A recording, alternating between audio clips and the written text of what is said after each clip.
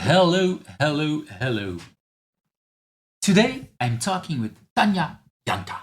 We talked about saying no and learning how to learn best and selling one's own music.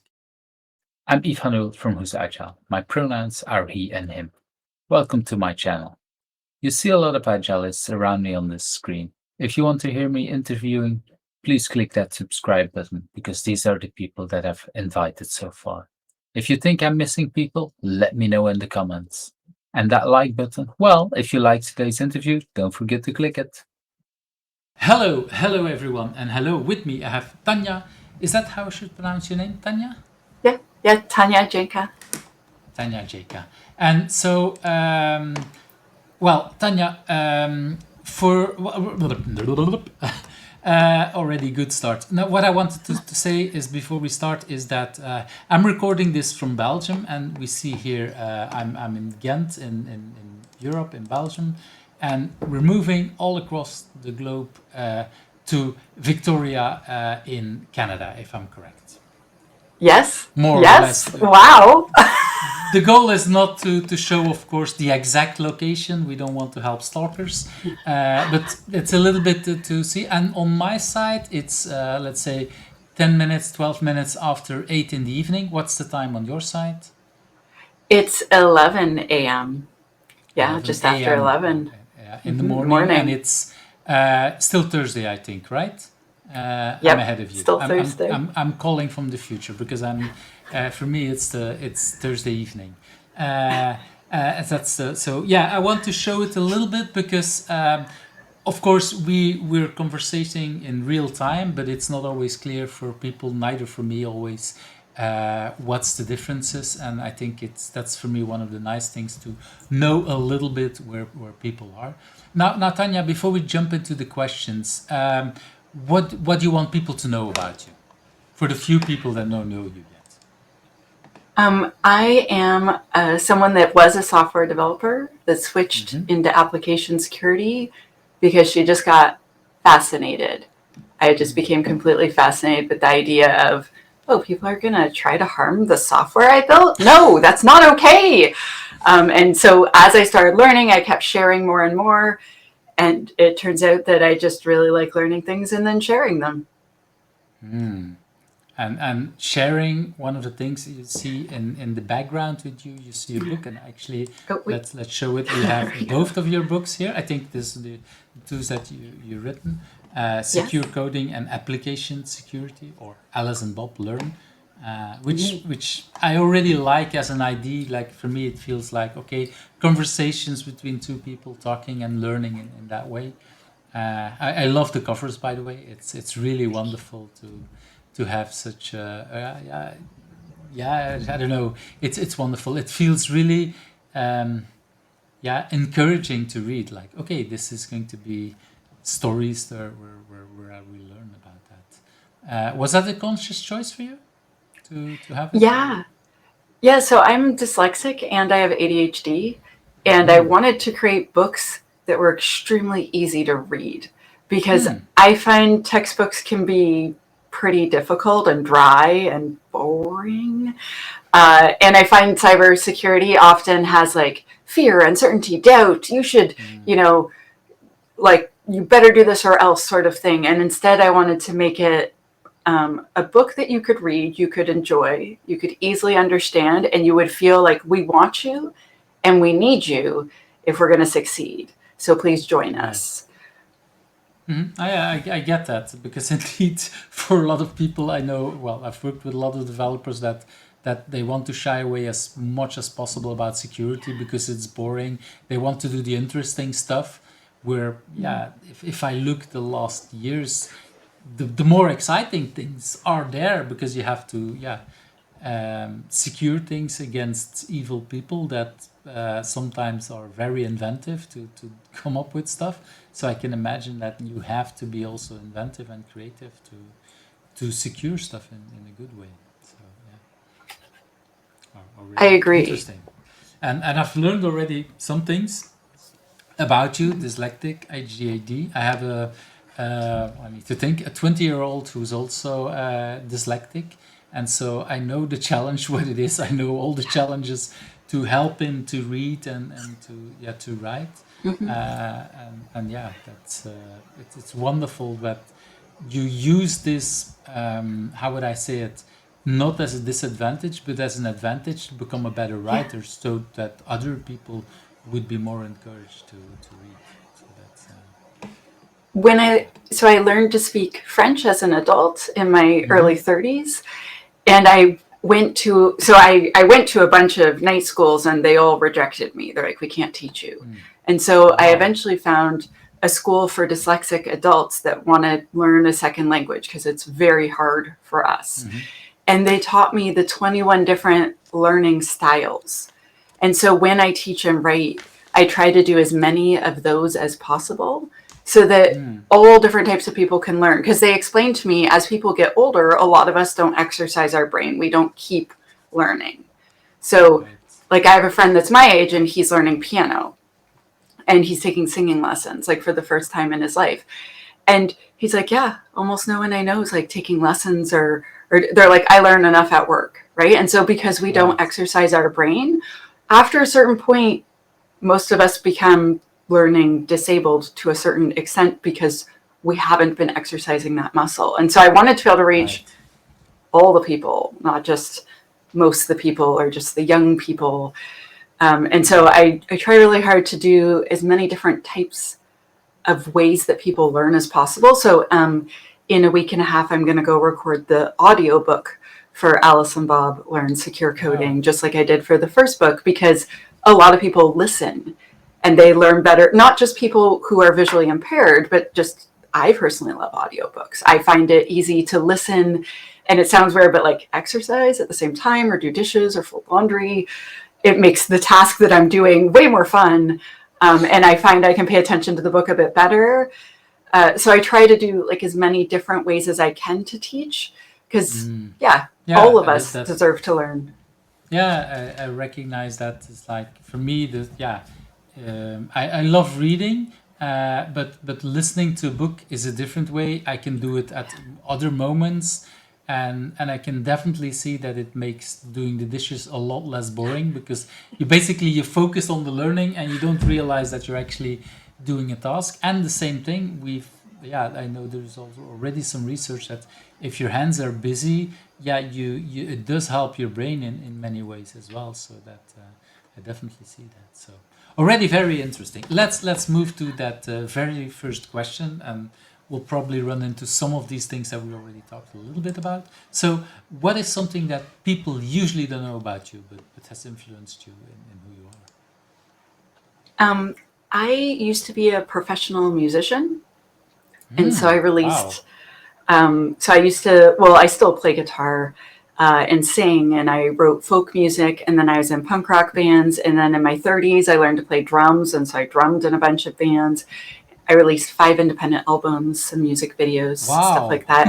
Yeah, I played so the when you say tour. Professional, it really is a big part of a part of your life. You lived from from the earnings from making music, basically. So I still was a software developer. I think I'd be a very, very skinny, underweight person if I only lived off music. You just can't make enough money, especially once, like Napster and torrenting became very popular.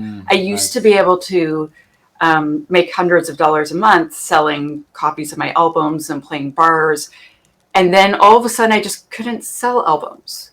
They're getting played on the radio a lot, but no one was buying them. And because people were torrenting them. And all of a sudden it's like you pay thousands and thousands of dollars to record and you don't make any money.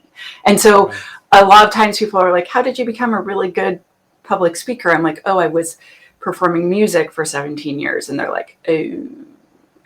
And I can imagine that, especially when you're starting as a musician, you basically have to earn the stage, and you have to get people to pay attention to you. So once you learn how to work on a stage, that kind of, not automatically, but still, it's easier to then use it as a speaker, I would say. And I want to go back a little bit to what you said about the music. So basically, it feels that you were in the bad luck that you were at the moment a musician when everything fell to pieces and there was no more music or no more or less a lot less money to be made, and so but you had the advantage that you still had that period, so you still remember that, because I think new musicians they don't know how that was. So for sure. how was that in that transition phase for you? Heartbreaking. Yeah, I can imagine. Like I remember someone explaining to me, I torrented your album because it's not like I would ever buy it, right? And I was like, so you like it enough to steal it, but you don't like it enough to pay for it. Exactly. And then I remember other people saying like, well, it's okay to torrent famous albums, but it's not okay to do like independent artists. And I remember explaining, my most recent album, how I had not been able to make my money back for recording it. Right. And they're just like, well, how much does it cost? I'm like, it's like thousands and thousands of dollars to record just an independent album. Like when you hear, something from like Madonna, it costs a lot more. But just even recording just like you singing with a guitar and some music, like, and in my last album, I think I played almost every instrument in every song, because like by then I could drum and do all sorts of things, right? I played the bass, I played lots of things. And it's still, even not having to pay guest musicians, it still like really adds up, right? And so I feel like a lot of people... But you didn't have to pay the musicians, but you still had to pay more time in the studio, because exactly. If you play with 5 people at the same time,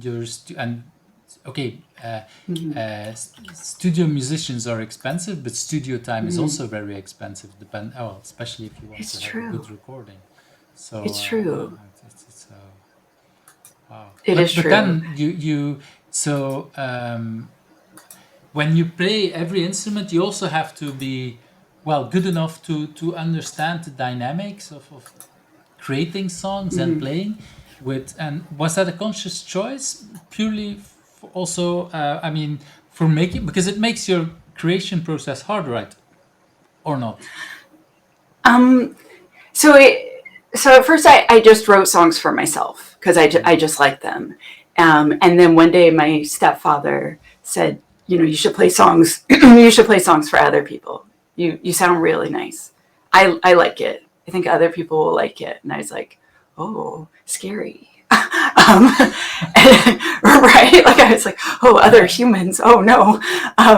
But I did. And so I did that for maybe like 2 or 3 years. And then one of like some of the bars were like, you need a demo. So we can book you. You can't just be like this cute, adorable 19-year-old that's like, please, let me play in your bar. Like bigger bars were like, well, we need proof. And so I record this little demo, and my friend said, oh, well, can I buy a copy? Like, I like your songs. I'd like to play them. And I was like, oh, I'll just give it to you. He's like, no, I will pay for it. And he's like, yeah. And I'm like, oh, how much do you want to pay? And he's like, how many songs are there? And I'm like, there's 7 songs. And he's like, well, what about $7? And then I sold hundreds, and I was just burning them on my little CD burner in my little apartment. Right. And I didn't know what to put on the cover. So I just put a picture of my feet because my sister was an artist, and she had taken this picture of my feet. And back then, like, we didn't have digital photography, right? So getting a good photo and getting it scanned actually cost a lot of money. So I was like, I don't know, technically it's me, I'll just throw it on there. And before I knew it, I sold hundreds. And so people were like, well, what if you like recorded like an album, like a real one, and like distributed it? I was like, oh, I don't know how to do that. I'll look on the internet, right? And it just sort of grew and grew from there. And meanwhile, I'm, as a software developer, I was putting myself through college, playing music in bars and working at a startup and doing computer science and being the class president, because I'm like that. I have to do a lot of stuff. Yeah, for 4, I got voted in every semester for 8 semesters. And so then it is a great time. And then I started working, and Eve, I graduated in 2000. when the bubble burst and I got laid Wow. off. Yeah, and Wow. it was On really top hard to of the find. musical, so the music industry paid a lot less, and on top you lost your job. So, Yeah, wow. so music was still doing okay then. Music was Okay. still doing like pretty good till maybe like 2005. I was still selling things, but I remember releasing an album in 2005, and I did a photo session with a journalist, and then we were doing the interview, and he's like, yeah, my friends really like your album, and it wasn't released yet, and I was like, Oh, oh yeah, how many copies of my unreleased album did you give away? And he's like, wow. 7. I was like, cute. Like, Yeah, of course. That's right? I'm like, it's not even released yet, and it's being torrented. I was like, wow. if you can't even trust the journalist, right? And he's like, no, it's like the highest compliment. And I'm like, can you tell my landlord that when I can't pay my rent, right? Exactly. Like, Yeah. yeah. So And now I so, get why you go into security, because you want to avoid that people steal your stuff. it's funny, Yeah. Eve, maybe like 6 months ago, someone told me, I need you to know, someone's torrenting your book. I'm like, oh, I know people are torrenting my book. And he's like, no. But when you go to open the PDF, it's malware. Oh, that's really And he's bad. like, I don't know if you want to warn your followers or not warn them because maybe you're upset. And so I put this post on social media. I was like, dear pirates, if you're going to pirate my book, I think I need to warn you that you might get malware. It was not Wow. me, because I don't give malware. I am a defender. I'm not a person that attacks others. But pirates beware. Maybe you don't pirate. I'm just like, Well, that was yeah. I also in the top moments of torrenting, I heard a lot of people saying like, oh, you could get whatever you wanted, but it could also be malware that was spread out, and that that yeah. was and probably maybe some people did it on purpose to not or to avoid that things got copied. But yeah, I don't think it's a good solution. I mean that's making No, I don't things think breaking worse. the Yeah. law to get other people Exactly. to not break the law is going to go well. Exactly. That's sounds so. But yeah, But it's there's some irony though. There is some yeah. irony of downloading a security book and getting attacked at the same time. Yeah, it's whoever came up with that idea to put malware into a security book is well, I don't know if it's either evil or smart or somewhere in between. So yeah, it's interesting. But I want to go back to also so there is a journalist that gets your music, and indeed they get it up front because you want them to make publicity before it's going live, which is really explaining why the big names of the industry are doing all kind of things to avoid that their music is getting leaked, and you are a very small artist already having that with a journalist that copies it to 7, and he or she, I don't know, said 7, and it could be even more because maybe they were afraid to say 70 or whatever. So that doesn't really help in getting your career and getting paid back, because like you say, you paid a lot of money to get it recorded, and you hope to get some money back, or at least the amount of money that was spent into the recording back, and preferably Absolutely. make some music, make some money with it to live from that. Oh yeah. Well, you record the album, but then you have to promote the album, right? And so then you have to send hundreds of copies to radio stations around the world. Yeah. It adds up. It's nice now that things are digital though, because now, you can send, if you want to promote a book, for instance, you can send a digital copy to a journalist around the world, and it's free to send an email. I mean, they might ignore it. It might go to spam. There's lots of other issues, but at least you're not mailing physical, because it has changed in many ways for the better, but not always. Yeah, that's there definitely is advantages. At the same time, again, it also means that you sometimes hear on the radio that they're using Spotify to do it, and so that also means that there is no physical copy that they have at the radio station, and in good and bad things, and yeah, it's for me. I also have a love-hate relationship with Spotify, because they made it again possible for artists to get some money, because people feel again much more inclined to pay money for music, but not at the same level as I used to pay a lot more for all the CDs I bought, and that's definitely different. Oh, yeah. That's a lot of Artists things get paid a lot less on platforms like Spotify than, so for example, I've been on Spotify since the beginning because I had albums for so long. And last year I got a check from SOCAN for being played on traditional radio. So some of my songs are still getting played sometimes. I have never, ever in the history of all the years I've been on Spotify gotten 1 penny. Wow. Because I haven't made enough in all the plays I've ever made to meet their minimum amount for a check. Right.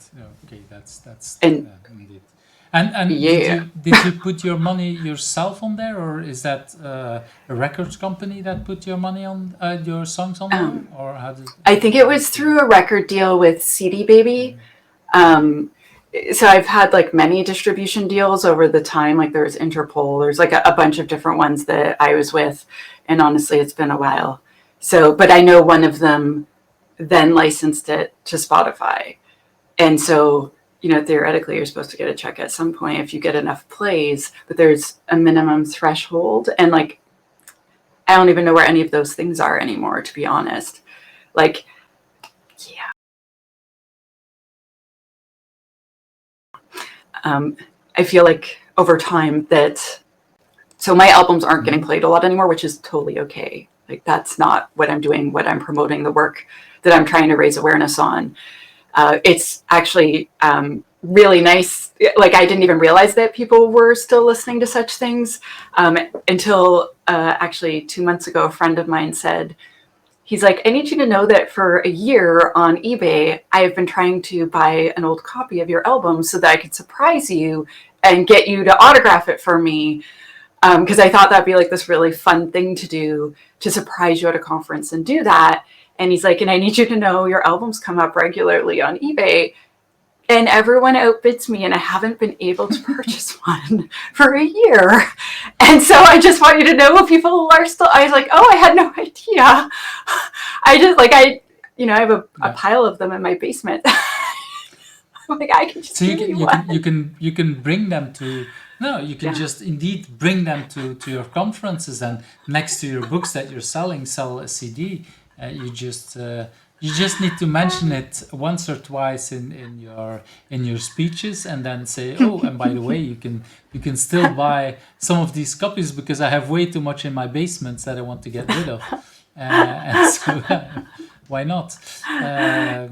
It's but at the reason why I was asking is also, I think a lot what I've heard, I have quite some professional musicians as friends, and a lot of them tell me that depending on the record deal, it also depends on how you get money from Spotify, and so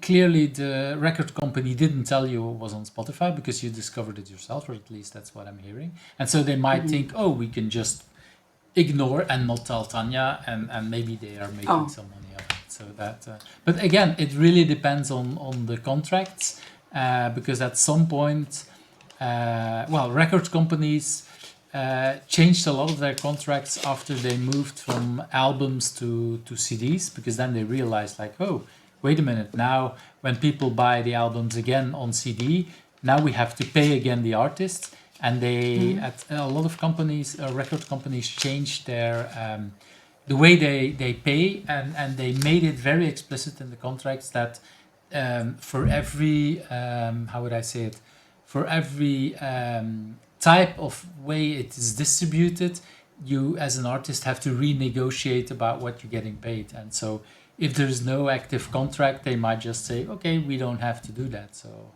Again, I don't know if it's millions of streams or just a couple of hundreds. No. But yeah, it's probably never a lot of money, but still, it would be nice to have at least from time to time getting some money for things that just as a reminder, like, hey, this is money from my past life. That's always nice to remind her. Yeah. To do. Honestly, I would have assumed that they were not being played at all anymore, and I was super surprised when I received a check. I was really quite shocked. I was like, oh, wow. Yeah, it's for me, that's the thing, is that I think we shouldn't forget that we still love sometimes the music which we grew up with, and we love to do these things. And if someone is a really huge fan, they might be streaming all days once they found you back, and again. So yeah, I see that if I look back, I like to listen to a lot of new music, but once in a while when I come back to music that was on the radio or whatever that I bought when I was younger, it's the one like, oh no, I really like that, maybe a little more, just because of the shared history I have with these songs, I would say. And do you, at this moment, do you still play music? How what's the, maybe the question is more, what role plays music in your life right now? I don't play music very often anymore, partially. So I moved right before COVID, obviously not being aware of what was going to happen. And I had played music quite a bit in Ottawa with various different amazing musicians. And I was planning, when I move here, I'll get settled and then I'll join the music community. I'll meet people so I can jam and play music with them. And then COVID happened. And then since then, I've become a stepmom, and I spend a lot of time with the cute little ones. And then also, like, I travel for work. I run my own security training business. And so now it's more like I just play music by myself from time to time. I'll play, what's funny? I went and I sang karaoke with friends the other night, and we left early because we didn't want to stay out really late. But I was like, I don't want to stop singing though. So I started playing some of my own songs, and Eve, this is really funny. I was like going through some of my notes of my old songs, and I was like, damn, I don't remember the words to the songs. So I just looked it up on the internet because my songs are on the internet. And I was like, I'm such a cheater. Well, that brings me a story that I once heard about U2 when they were preparing for a new tour. That The Edge asked one of their roadies to go and buy some of their older albums to listen back. How did we play this? I don't remember it anymore. And so they basically did the same thing, pre-internet then, but basically did the same thing. They were like, wait, how did this is a song from, I don't know, that we haven't played in a couple of tours, and we want to play it again, but I don't remember it anymore. Go buy it so I can listen to my own song, so I can figure it out again how things are. So you're not alone in that. I think that's Makes me feel better. Yeah, it's but I can imagine if that, if it's a song that you play 10,000 times, probably there is some muscle memory, but especially for the ones that you didn't play in a long time, and sometimes it's like, if it's recorded and if you play a lot of concerts, you might not play every song, because some songs are really good for an album, but maybe live a little less. But then after a while you say, I still want to try it because I like this, and how did it go? I had over 100 songs. Like, that's a lot to remember, and I didn't record all of them, right? And so, I mean, the ones I didn't record, some of those are just lost, but and you didn't do a recording in I don't know, just when you're practicing things on a bad cassette or whatever? Not enough. Yeah, I guess I had 8 unreleased CDs before I started releasing albums, and like where I would record and just like give copies to like my mom or my friends or whatever. As long as they didn't put it on torrent. You should check with your mother, because you never know. Could you imagine? I guess, I must have had so many songs over the years. I used to play for up to 3 hours at a time at a bar. So I'd play an hour, take a break, play an hour, and then play an hour to close, because you get paid more if you play longer. Right. And then of course you want to play some more, and of course, you prefer to only give new songs and not repeat. You could also repeat your set twice, but most bars will not like it. No, you definitely need to play different songs. And well, I didn't do a lot of covers. It depends. If people don't know you, they might not even realize it that it's the same song. The second time they might say, "Oh, I like this song," and actually they like it because it's the second time they hear it. So that might have an impact. But of course, that's a trick that most musicians would not do. That's more. And the second part of that question was, how did it influence you? So you already talked a little bit about this, the talking on stage. That's how it part of it. Mm-hmm. Is there other parts in your life where music, the fact that you had that career, had an influence on you? Absolutely. It might sound odd, but so when I started doing public speaking, I did it just so I could get in free, because I had very little training budget at work. They certainly weren't going to send me to a strange city for a conference. And I really wanted to learn. And reading a textbook did not work for me. And the local options, I just wasn't learning all the things I wanted to. So I was like, oh, if I can get in and speak at the conference, I get a free ticket. And some of the conferences very quickly started sending me free plane tickets. Wow. Okay. So you must have been really good to do that. Like the first time I spoke outside of Canada, a man walked up to me and invited me to speak in Switzerland. And I was like, oh, I can't afford to pay for another trip to Europe this year. Like, that's really exciting, but I just can't afford it. And he's like, oh no, it's all expenses paid. You're never going to pay for anything ever again. And I need to get you before you understand how talented you are. And he brought me to Switzerland 3 times in the next year. And and basically everyone just started sending me plane tickets to speak at their conferences, which was really exciting. And one day I was like, oh, if I want to keep doing this, which I'm having fun, this is great. I'm like, I should create a personal brand like I did for my music. And I should create a website and a newsletter and other things. Like, how can people find me? I'm not making that very easy. And so the lessons that I learned from making music, I applied almost all of them to my cybersecurity career. And I spent quite a long time, because I had such a big music career. Like I was even in like Rolling Stone at one point, like the online, not the print version. Yeah. And so no one could find me online because they would just find songs by this woman named Tanya. Right. And I was like, oh, so I went through and like systematically tried to remove 20,000 search results that are all about me, and try to like overwrite them with cybersecurity. So I was like, okay, so I need to do recordings. I need to do photography.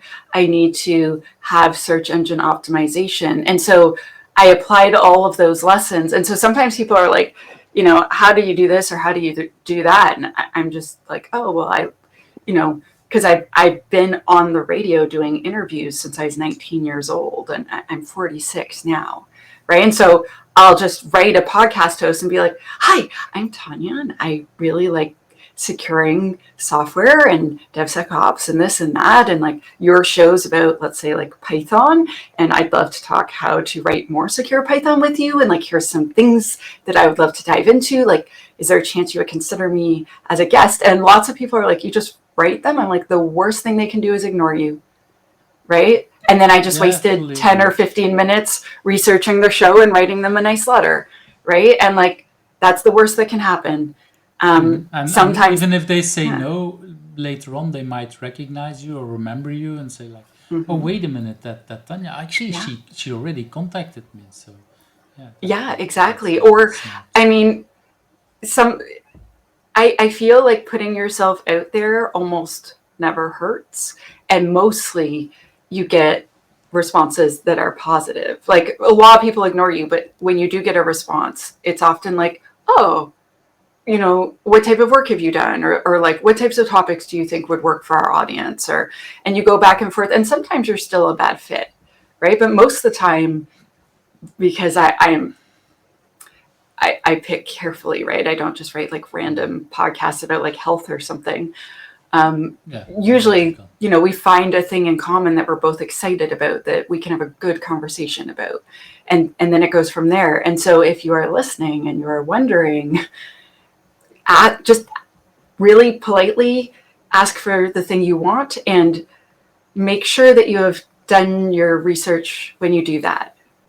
So for instance, someone wrote me last week asking me to be their mentor, and they had ChatGPT write up their letter, and they clearly hadn't written it, because it was like, dear, insert person's name who you want to be your mentor, do this, insert these topics here. And I was just like, if you're not even willing to spend the time to read the thing that ChatGPT wrote before you send it to me, like, I'm going to volunteer to work with you for free for many, many hours. If, like, you won't even do the same for me. So make sure that you are, I don't know if the word is gracious, or I'm not sure what the word is. Diligent, maybe, is the word. Yeah, attentive. Yeah, that's even better. Yeah, it's indeed that's the thing. Yeah, you want them, and I find it interesting because basically it's very similar to what I'm doing for. Well, I have the luck, of course, that with the podcast is that my guests are inviting other guests, or at least are proposing other guests. But it's usually I'm writing the email. And indeed, it's about making sure that you pay attention, and that you're trying to convince people. And like you say, it's sometimes it's just indeed just asking in a gentle way, like, okay, and then the worst thing that can happen is. I'm doubting if the worst thing is ignoring or is saying no. I'm not sure which is the worst, because with saying no, I'm quickly know, okay, they are not interested. That's fine. If they ignore me, and I'll maybe spend energy in my head or retrying 2-3 times. So I think for me the ignoring part is worse. But yeah, in the end, that's the only thing. I really like that, and I like that. And is it when you say because you were so on the internet with your music brand, is that why you created the She Hack Purple brand? Is that a part of it, or has that a different story? The She Hacks Purple brand was a little bit of an accident, like a happy accident. So I started into security, and I did not understand there's many, many roles. I thought there were 3 jobs. The risk analyst person that did a lot of checklists and wrote a lot of documents that seemed boring to me. Mm-hmm. The dude that did the firewalls. Everywhere I worked, there was always a dude. I was a guy, and he would just take requests and update the firewalls. And I was like, oh, that seems pretty boring. Or there was the penetration tester, the person that did intense security testing and hacked things. And I was like, well, that sounds the closest to the thing that I would enjoy. So I had a professional mentor who convinced me to become a pen tester, and I apprenticed underneath him, and he, got me my first contract, and we worked together for a while. And what I kept doing, Eve, was I kept doing application security. So I would be on a pen test, and I would have a meeting with them, and I'm like, oh, well, could I scan your whole network and give you some updates I need you to do? And could I talk to your devs about your design and maybe do a threat model, and I'll help them like architect it so it's more secure. And then like, oh, here's some tips on this. And then, I'd do the test, I would find things wrong. And then I remember my boss one day, like, he came by and he's like, why are you pair programming with that dude? What are you doing, Tanya? You're a pen tester. You're supposed to come, pew, pew, pew, and then leave. Your pen tests are taking forever. But clients kept asking for me because I was doing a full life cycle with them.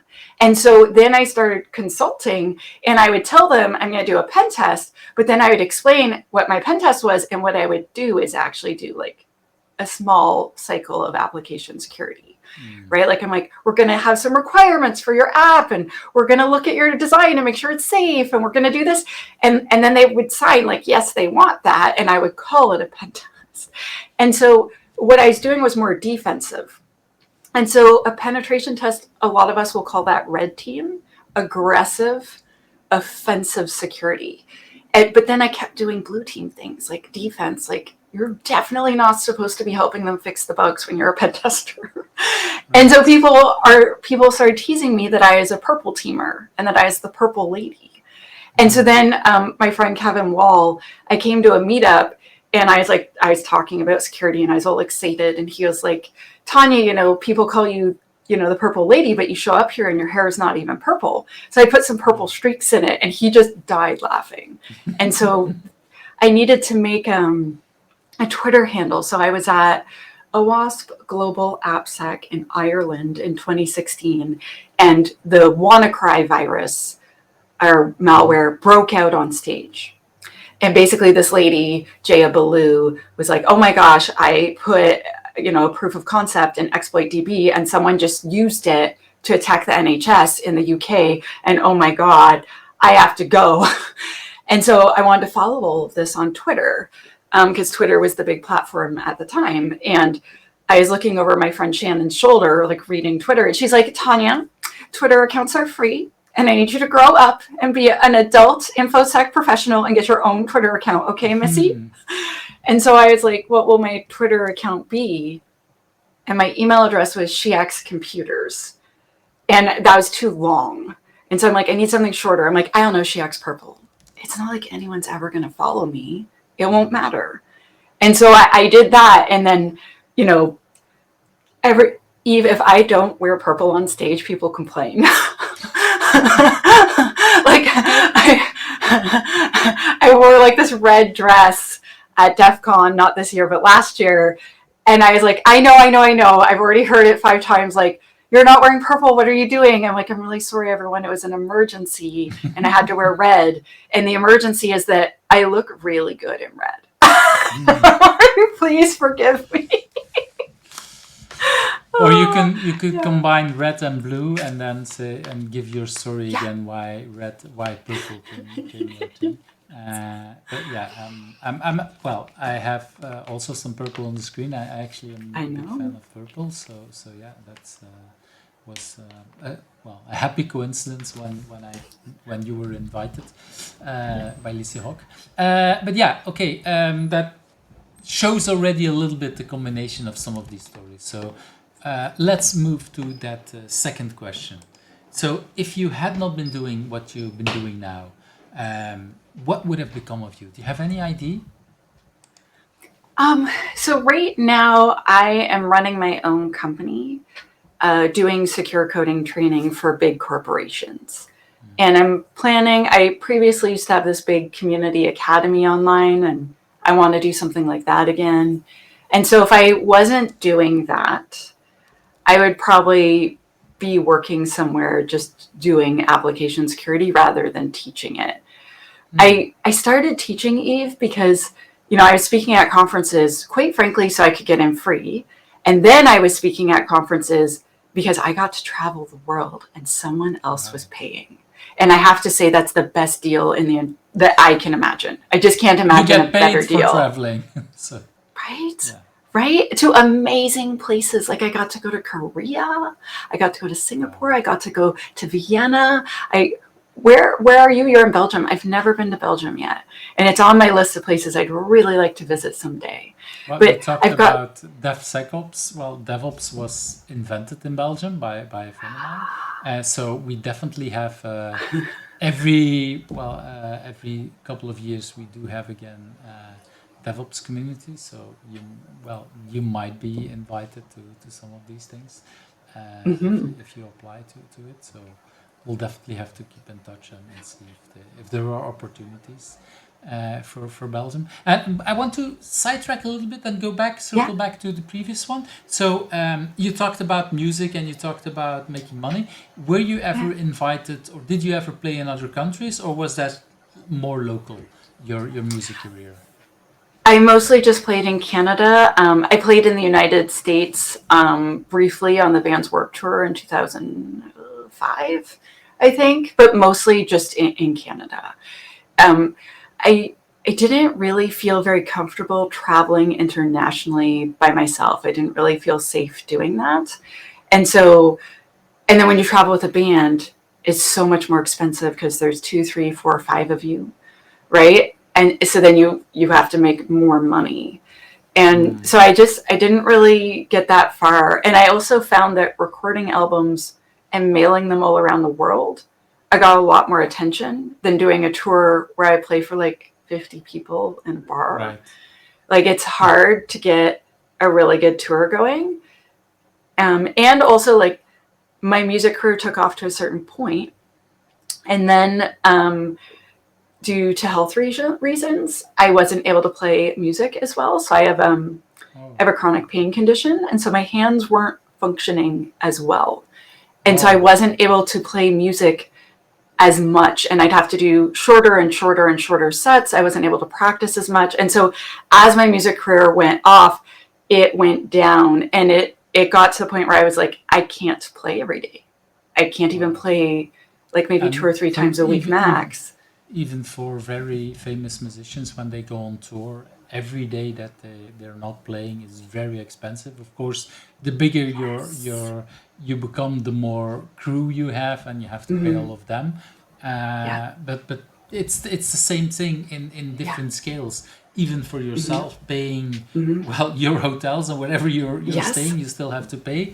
Independent, and maybe you have 1 or 2 people joining, maybe on stage, but also off stage, helping for organizing tours. So yeah, I can imagine it. So in that sense, you used your skills from music, but you're now using it to actually are moving across the pond and going to different locations. So in that sense, it's advanced of your career, but then using different skills, I would say.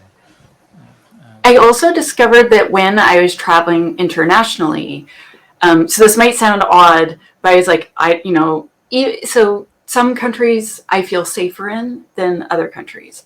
And so I was like, well, how can I make myself feel safe by being safe? And so I started just writing all the other female speakers and saying like, hi, I'm Tanya. Like, we're both speaking at this conference. I don't know anyone. I'd really like to know you. I'd feel more comfortable. Could we meet before the conference and hang out? And then like someone knows where I am, and like you have my contact info, I have yours. And so almost all of them said yes. And so, and then I formed a nonprofit called WOSEC, Women of Security. And we ended up making 34 chapters around the world. So I would meet up with women from there. Then I formed the We Hack Purple community, which was like a community and academy platform that I built from maybe 2020 to 2023 when it was acquired. And so I would just meet up with We Hack Purplers all over the planet. It was awesome. Like, I have friends everywhere I go. This is amazing.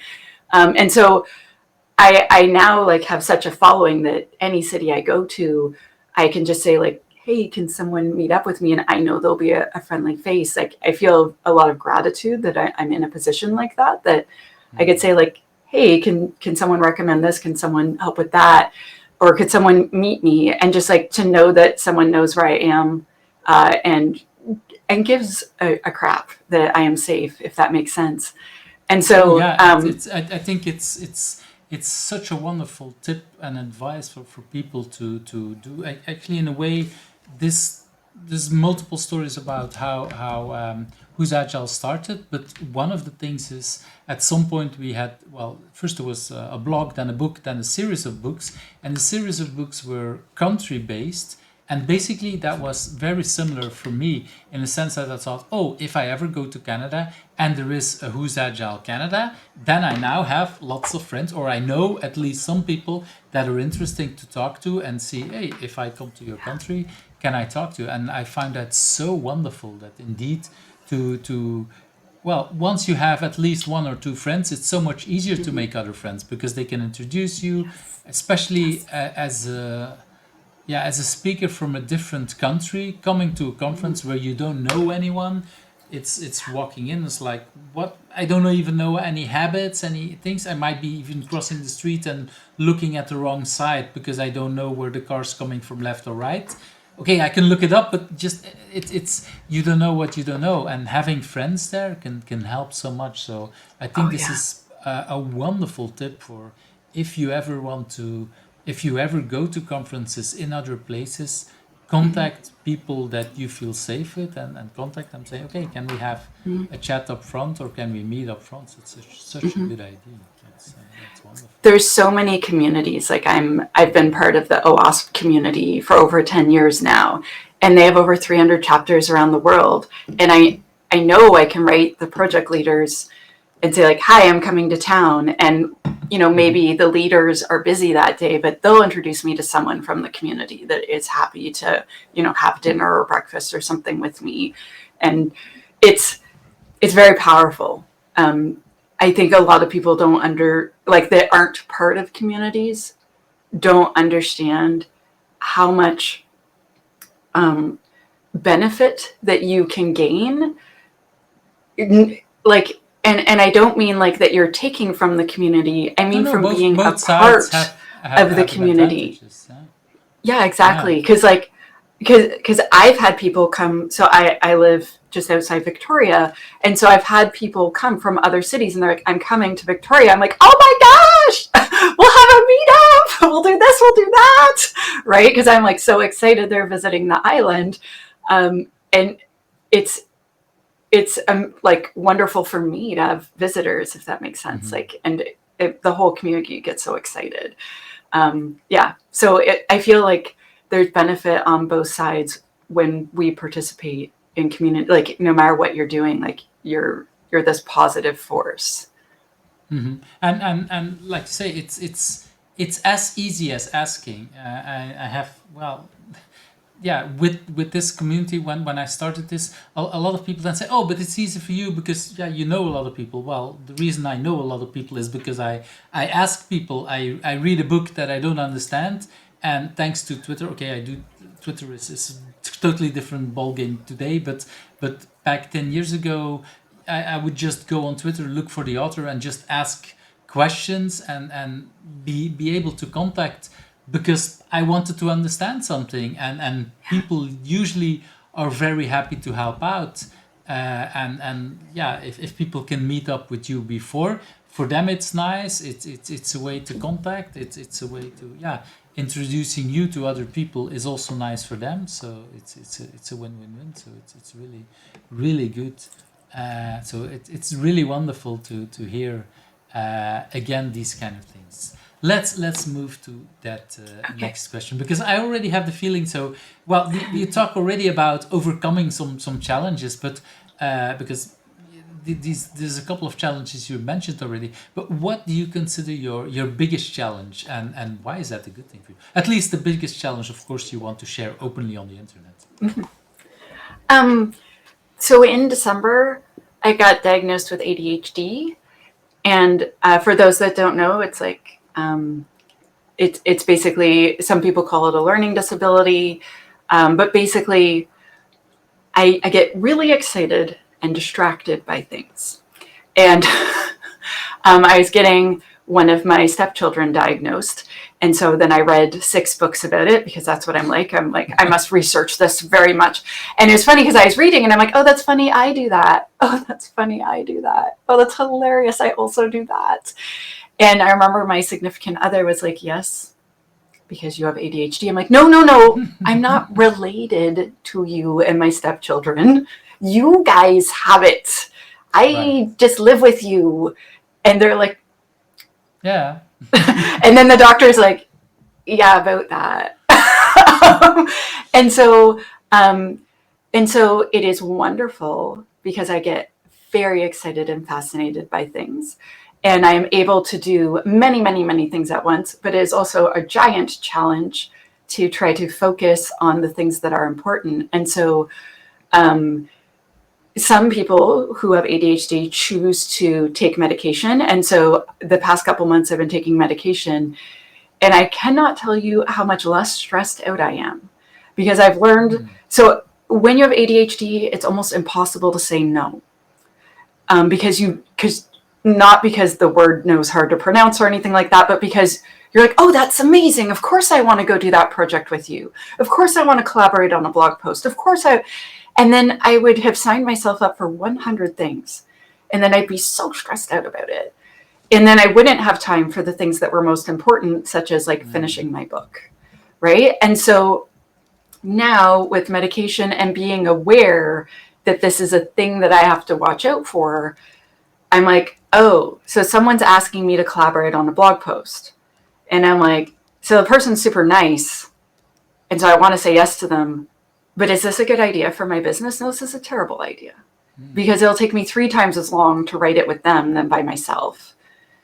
Because I write very quickly. I work very quickly. I produce an amazing amount of content very quickly if I'm focused. But when I work with someone else, like we chat and we get off topic, and it's probably mostly my fault, and we'll go back and forth, and do you know what I mean? And it just takes forever. And I'm like, what is the benefit of this? I'm like, well, the person asking has like 12 followers, and I have lots of hundreds of thousands or whatever, right? And I'm like, okay, so it's not like I'm getting an exposure to a new audience. And I'm like, this person's really smart, but I'm also an expert at this topic.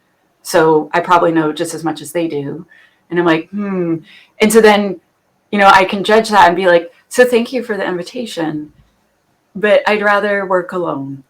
And, if you do write a blog post about that, send it to me. I'll read it. Sounds awesome. But I can't work on this project with you, or I won't have time for my projects. And like, that used to be impossible for me. That would be like the most difficult thing. And now I say no, usually a couple times a day, where before I can't tell you how hard it was. And so it's kind of great that I'm excited about every opportunity and that I want to, but now that I have the power to discern, what, if I say yes to that, I won't have time for these 3 things that are very important. So right now I have 5 active training contracts, and I need to get ready for all of those. And considering like I sort of started my business last week, that's very exciting to have contracts already. But if I don't do a good job of those, I won't get more, right? So I can't write that super cool blog post with that person that wrote me. So it sounds weird, but great and also problematic. Yeah, I recognize that it's very tempting to say yes to everything, and you have to figure out, why do I want to do it, and there could be other reasons to collaborate, because you want to help out people, you want to pay forward and whatever, but that's a different reason than helping your business, and you have to understand at what level, why are you saying yes, and why are you saying no, what's the thing that you're looking for. And I think for me, I've worked over a couple of years with people who really had, and even no, I have some friends who are really hard at saying no, and basically it means their yes means nothing, because they say yes to me, and because they say yes to so many people, in the end that might still be a no, but they've never told me, and I might figure it out basically when it's too late. So or they might go into it and indeed do the yes part, but then be burned out, or have so many other things that they want to do that they don't have time for, either personal or professional, and then it's not good either. So I think it's so wonderful that you're able to say no, because that means that, well, when you're collaborating or when you're doing something with someone, when you say yes, I want to do this, that it actually means this is a yes. That's such a powerful story. So someone explained to me, they said, when you say yes to someone else and you're beyond your capacity, what you're doing is saying no to yourself. Exactly. So you're saying, no, I'm not going to have time. So I have a trampoline and I like jump on it with my kids, even though I am a grown up, but I'll totally jump on it and just be silly with them for like half an hour. And it's a great workout, and it's silly and cute, and we giggle, like they make me laugh my butt off. And so I'm saying no to them then, or I'm saying no to my spouse, or I'm saying no to Tanya having a bath and like a relaxing time, right? Or I'm saying no to reading that great book that I'm looking forward to finding out what the end is. I'm saying no to myself and my loved ones, by saying yes too many times to someone else. And when I thought about it like that, I was like, oh, so that helped. I ended up actually getting a professional mentor to try to help me with saying no. And she was very, very, we only met like 3 or 4 times and she was so helpful. And then you say no to her. I don't know. No, actually she said no to me because she took on this brand new amazing role. And also she's like, you've got this now. She's like, you've got this. And I know you know what you're doing. You've got it. I remember talking at a conference where it's a similar kind of story where I asked people to practice saying no, and I actually asked people in kind of auditorium to stand up and say no, and I asked that for 5-6 times, and actually making sure that they said it louder and whatever. And afterwards, a person came up to me and she said to me like, if I said more no in this session now than I did in the last year or two. I don't know the exact time frame she put on it anymore, but it was like, for me, like, wow, okay, this is why indeed it's so wonderful that you learn to do that, because that is so important. If like you say, if you can't say no for others, you say no to yourself and you disvalue it, and basically you're saying that you are as a person is less important than the other person asking that question. And that's also a very important message for your children, that it's true. Basically they hear that you value a stranger over you jumping on the trampoline with them, which is also a thing. And I wanted to stress out another thing I heard. I don't know if he still has it, but I heard that when Bill Gates created this very expensive home like 20-30 years ago, he had also a trampoline that he wanted to jump in, and it had a very high a room with like a double ceiling or whatever, because he could jump inside with a very I don't know how it looked because I never saw a picture of it, but that was also a grown man, a millionaire, and still bought himself a trampoline because he enjoyed it, and it was way before he had children. So it's fun. Exactly, that's the thing to do. If you also, like, if you're really struggling with saying no, examine where that's coming from. So I run this mentoring program called Cyber Mentoring Monday every Monday, where I try to connect people with professional mentors. And I started it because people kept asking me to mentor them. And I couldn't mentor everyone, but I felt so bad letting them down and saying no. And so I was like, how could I solve this problem where it's not a ridiculous burden on me? Because I was like, I can't mentor everyone, but I don't have to be their mentor. And so I started this program, and I'm still doing it to this day. And then I also, opened up my own academy twice now. So when I open a third time, I think that's called a habit. Probably at that point, I'm like addicted to opening learning academies. But so it's like, how can I scale myself so that I can do these things? And I know that might sound odd, but like, for instance, like my daughter takes dance classes, and we made friends with one of the other moms in the class. And it's like, okay, so what if every other week, because we live next door, I'm like, I'll drive them, you drive them, I drive them, you drive them, we go back and forth, and then we scale too, right? So like, they can do more dance classes, or they can do this, or I can bring my son to, his class, etc. And so like, sometimes if we can think about, so I really want to say yes, but I know I don't have time. So maybe there's some sort of weird way I could scale this, or share responsibility, or be more creative, so that I'm still solving this problem, even if I'm not doing the thing the person specifically asked. And sometimes that's a thing you can do, so you feel really good about saying no. It's a lot easier to say no then, if that makes sense. And you don't have to start a mentoring program that you do on the internet for 7 years like I did, but like, you find instead of the no, you say yes to something else, which gives you more energy or other kind of things. That's exactly. It's like, I can't edit your blog for you, but when it's done, I'll retweet it for you for my followers. Something like that. Yeah, That's and that kind of answers that second question. Why is that a good thing for you?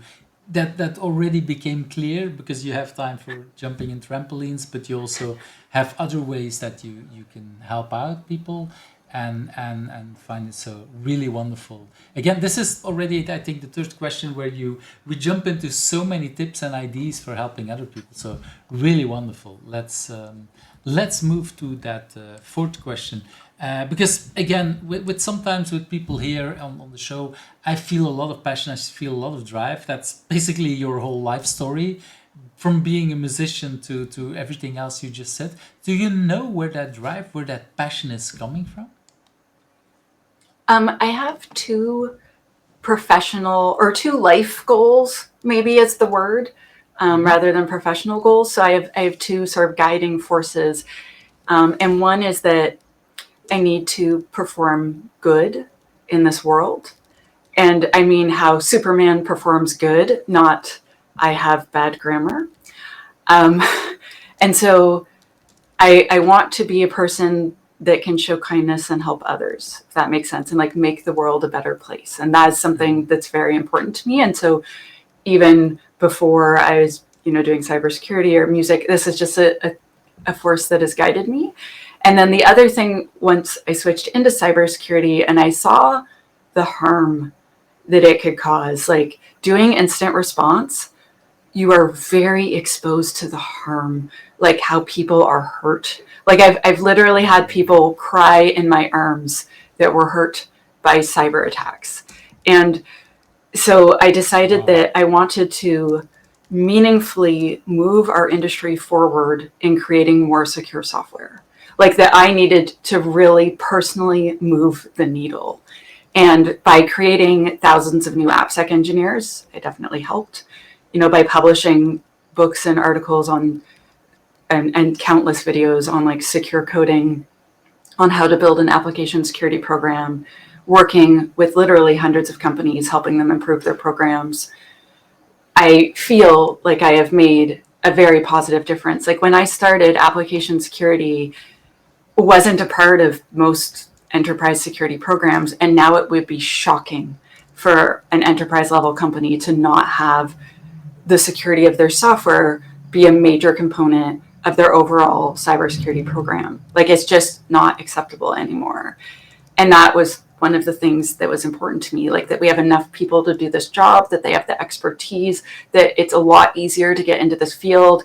And I haven't made it super easy, but I've made it a lot less more difficult because there was no book, there was no course when I started. And so now I'm working on secure code and like, how can we make it easier for software developers to make that a reality? Because making lots of AppSec engineers and having them run around after the software developers and assist them is good, but I feel like I need to get to the source, and that's the people creating the code. And so that's sort of like a slightly new direction for me the past year or two. And so, yeah, I need to meaningfully help move this needle forward. And I don't know if I can solve the problem, but gosh darn, I need to make it not the complete dumpster fire that it currently is in so many places. It's improving, but it's still, I need injection to not still be on the OWASP top 10. Oh my gosh, because we just find it so much still. Do you know what I mean? Like, yeah, this is the kind of thing try to see if there's somewhere is a book about writing security code in Microsoft written by yes, that I've named it up, but that book is probably about 20 years old, and yeah, I do remember some of these things in there that I think half a year or a year ago I showed a part of that book to developers, like, look, the thing that you just had is written here in that book 20 years ago, and it's still there. We still have, yeah. And of course, software has evolved and blah, blah, blah. And of course, we're now much more into internet and the surface attack is the surface to be attacked is so much higher than before. It was mostly internal networks and whatever. But still, it's incredible that we haven't learned some of these things. So. And I want to go back also a little bit, because you say the drive is for you to leave a better world and do good in the Superman way. If you look back at your musical career there, was there a similar kind of drive? What was that? But was that then to, I don't know, how would I pronounce it? How would I say it?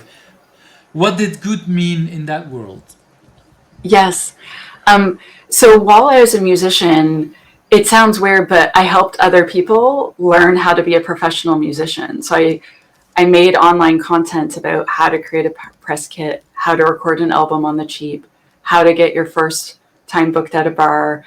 And I did mentor some other musicians, but I was like, oh, I don't have time to mentor a lot of them. So I need to put this on the internet so that everyone can just, give them direct instructions of exactly how to do this in an economical way, so that we can just have more music in the world. I also wrote music that was my lyrics are very usually about how someone's broken my heart. And it sounds weird, but writing Typical music for that 19-year-olds. I mean, that's right? pretty normal, I would say. Yeah.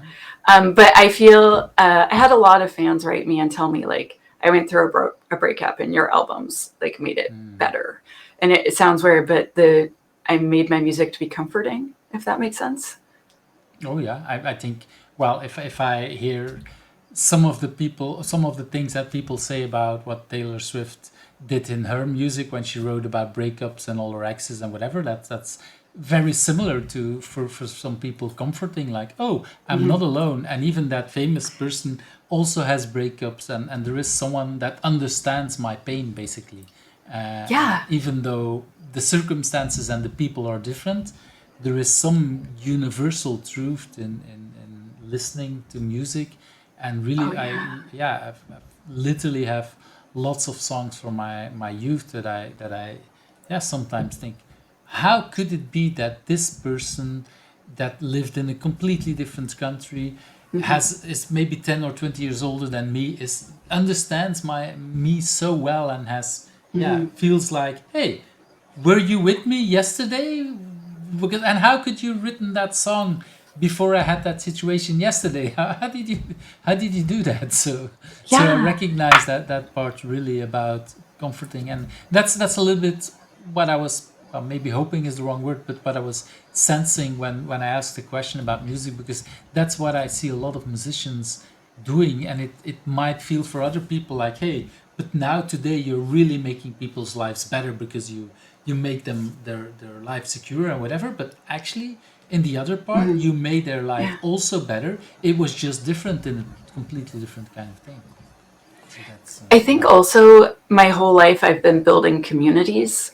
So when I did music, I built many music communities. And then, when I moved into cybersecurity, started building cybersecurity communities. And I've always been building communities for women, because for whatever reason, I've always chose industries where women are underrepresented. And I feel like a thing that a lot of us... Let's face it, in the world today, women are underrepresented in almost every kind of community and every kind of thing. Although, okay, let's not go into the numbers, but it shouldn't be that way. That's I agree. Sorry, I interrupted you. I feel like a thing that a lot of people are searching for in their life is meaningful connection and a sense of belonging. And by building places like that for people, because first of all, let's be super clear, because I search for that as well, right? And I want to draw people to me where I can feel that with them, if that makes sense. And I had a friend the other day, and we were messaging, and he's like, Tanya, I can't wait till you open your new community. Ever since, Elon Musk bought Twitter, the cybersecurity community feels so fractured. Everyone's kind of all over the place, especially the application security people. I just don't know where to find them anymore. You're the only person that I know to talk to about this. And sometimes I have a day where like a thing has happened and it's nuts and no one understands but you. And I'm so looking forward to when you open your next community. So I have thousands of people I can do that with instead of just always bugging you. And I know the rest of us feel the same. So I need you to just gather us all up and give us that place where we can just be together. And I think that community is undervalued sometimes by, how do I word this? So for instance, there's lots of businesses where they're like, oh, we have a community. And I'm like, do you?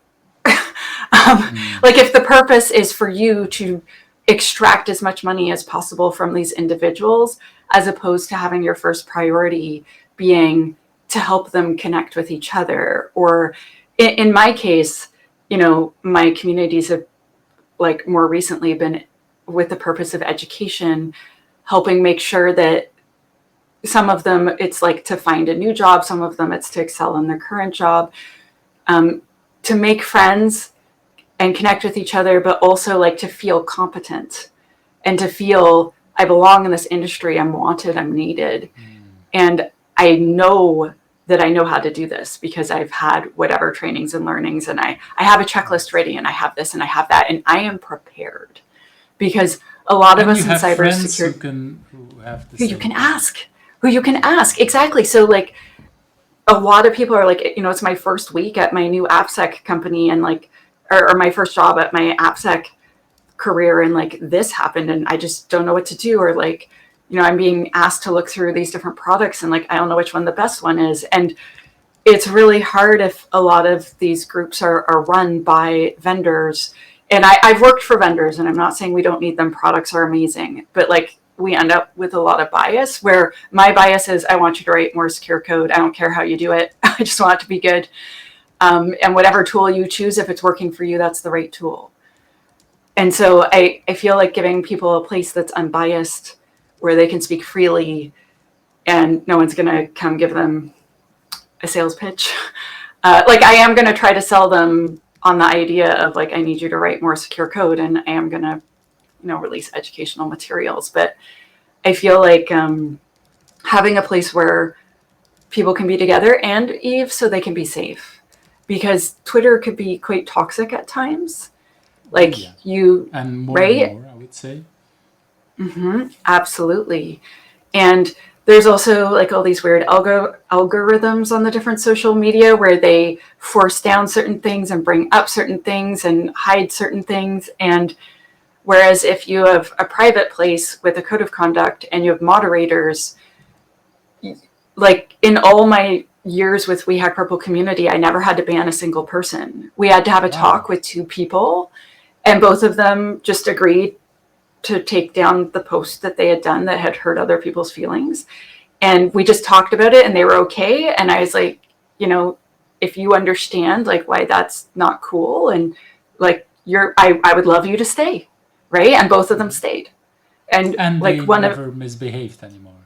Never again. Well, and neither of them had done something that I felt was super offensive, so to speak. Like one of them was soliciting for a charity. And I was like, listen, your charity's good and it's worthy, but that's not what this place is for. So I'm going to make a donation to you, but I need you to not do that in this space. Like that's not part of our code of conduct. I need you to do that on social media. And they were like, I get it. And the other person had like tried to sell a product and like make a big pitch. And I was like, again, that's not the code of conduct. Again, not following the rules, but it was not attacking someone or saying inappropriate stuff to people, right? Okay. Yeah, exactly. Because and like these could be boundaries to say, even if you apologize, might still be too late to stay or whatever, because depending on how they acted for others. And it was really nice to be able to see people having like tons of technical discussions where everyone didn't necessarily agree, right? But they'd be like, here's why I feel this way. And then someone else would be like, oh, because I see it from this angle. And then seeing someone slowly change someone's mind, right? Like that's really exciting. And quite frankly, I had a lot of those conversations change my mind, because I was like, oh, I kind of always thought about it this way because that's the way it was introduced to me. And you know what? I like your new way of, I like that better. Yeah, I'm in. And everyone could do that respectfully, and that was awesome. I really like that, and it's again, this is a lot of nice things, and it comes back to the passion that again I feel very very much. Let's move to that next question, because you already talked about so much achievements that I do wonder what is your biggest achievement. And the one sidetrack that I want to do is, and I'm really interested for you as well, is that when I ask this question, I've noticed that for a lot of people it is basically, this is your moment to brag and to be really proud. And for a lot of people it's sometimes not easy. Is it easy for you, Tanya, to brag and to be proud of the things you achieved? Yes and no. So there are certain things that I feel very confident about. Like, I wrote 2 books and they're both bestsellers, because those are facts. But right now I'm applying for something called an O1A visa for the United States, so that I can give training on American soil and be paid for my work.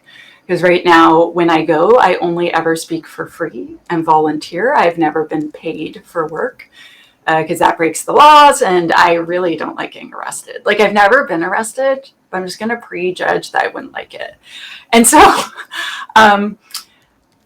I had to write about my accomplishments and like get reference letters from people. And it was very interesting because like one of them was like, you pioneered developer focused security training. No one did that before you. They would just train security professionals on security and then tell devs what they did wrong. You were the first person that was like, no, we're training the wrong people. Those are my people, and those are who I need to talk to. And I was like, no, there's this company or that company. They're like, no, not how you did it.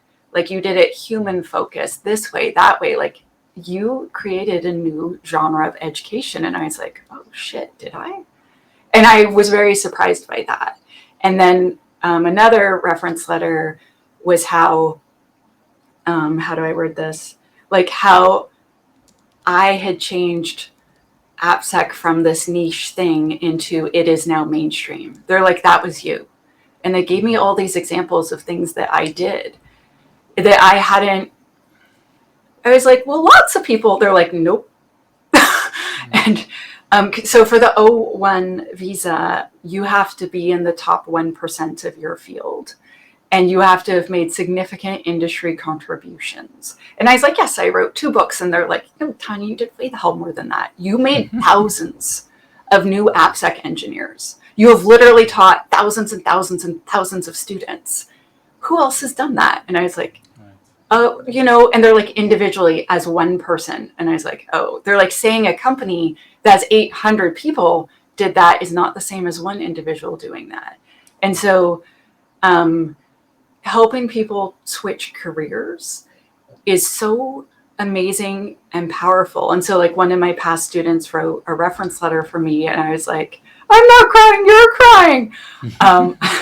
And it was about like, because he only had high school and was working in an oil rig in the ocean. And now he's a senior application security engineer. Talking about a career shift, that's incredible. Right? So. Like, people were teachers, they were nurses, they were like all sorts of different types of jobs. And now they're making a higher income with more job security, doing something that they really like. And to be able to make such a positive impact on someone, I don't have words to describe how good that feels.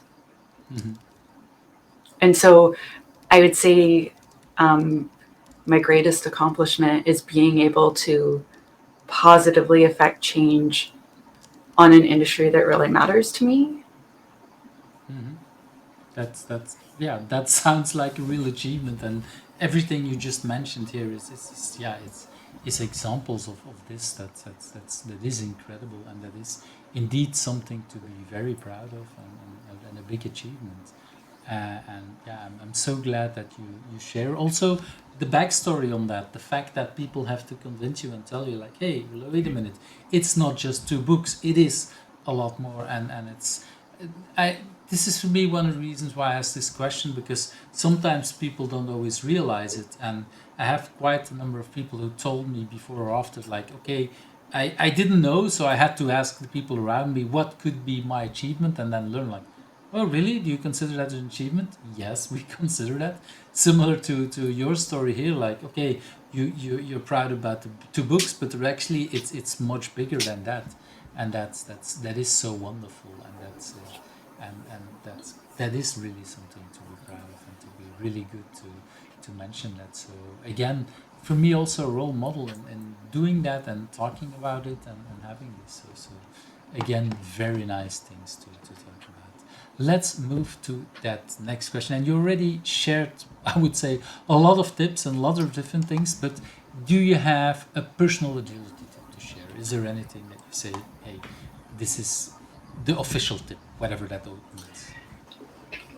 When you say agility, my first thought is like physical agility. And so then I'm like, you should stretch, which is not what I think you're asking. Well, when you say I'm glad you mentioned it, because actually for me, I on purposely don't define it. I sometimes have people, we mail back and forth a couple of things, but you didn't ask me this, what do you mean with that?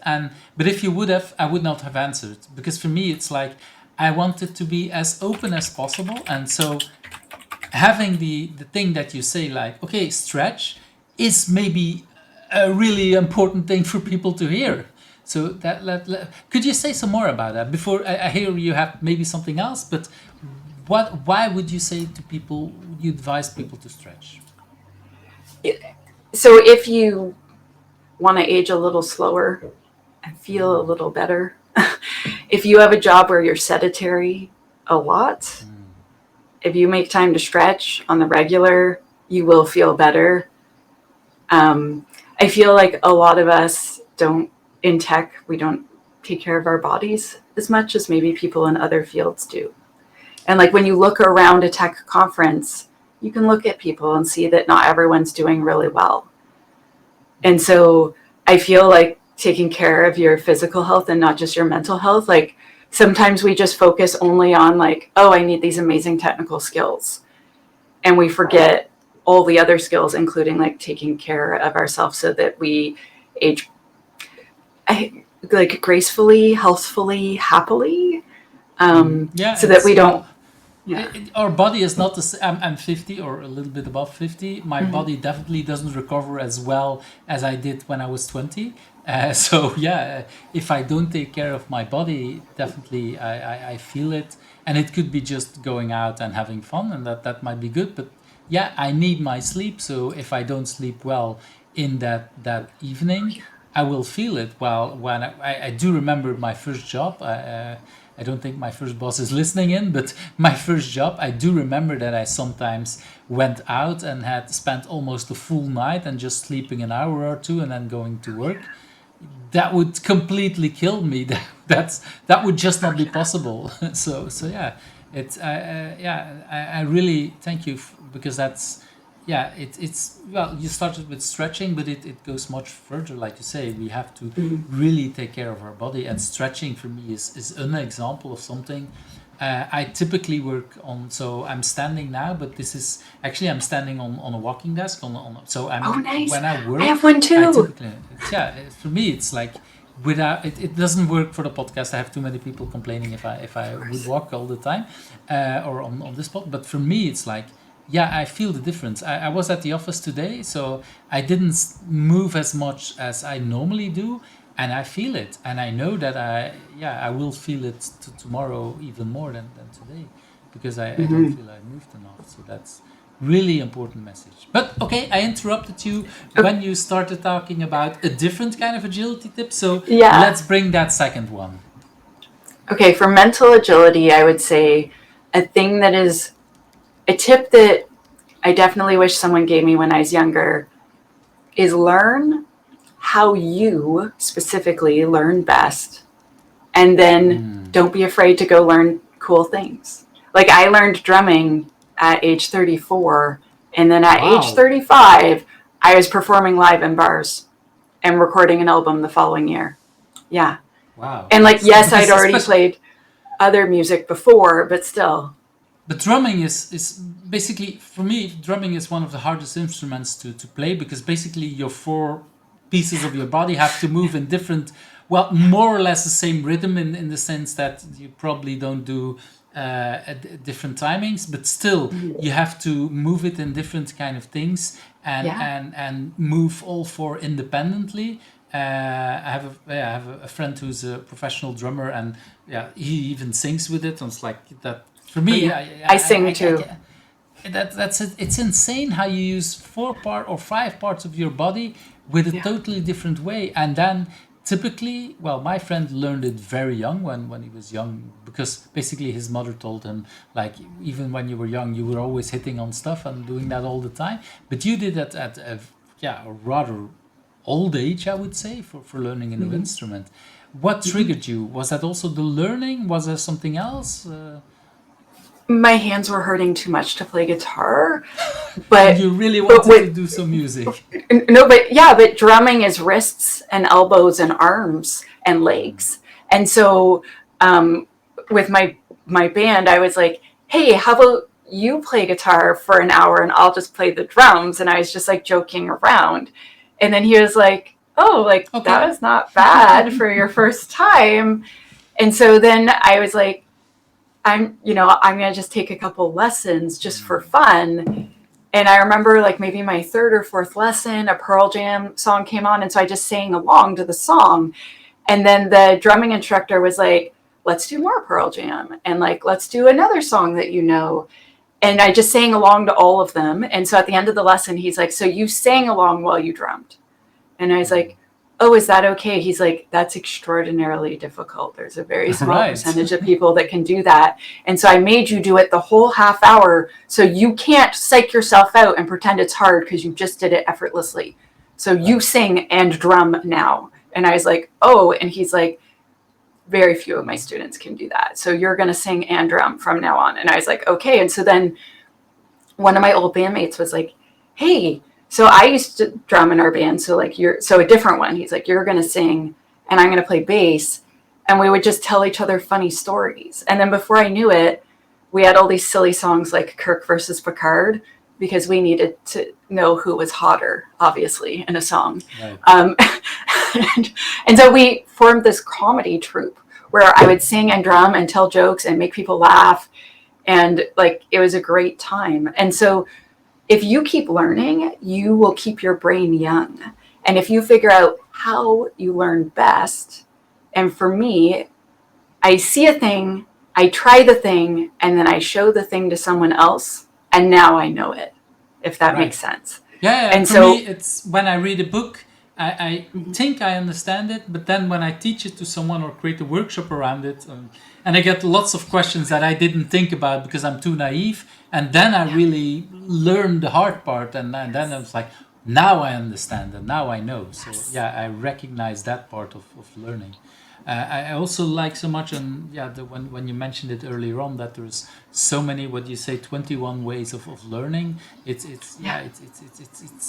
is what is really important. Somehow at school, they give the impression that everybody learns the same way because they teach something in one way, but actually, there is people that learn something in one way and others learn it in a different way, and I feel that schools are too much focusing on, you have to learn it the way the teacher taught you at that moment, and not so much at what is adapted at the students. And that's like you say, maybe you need to go and look at a different school or a different teacher that can teach you something. It's not that you're stupid, it's basically that the way they teach it is not adapted to your learning style.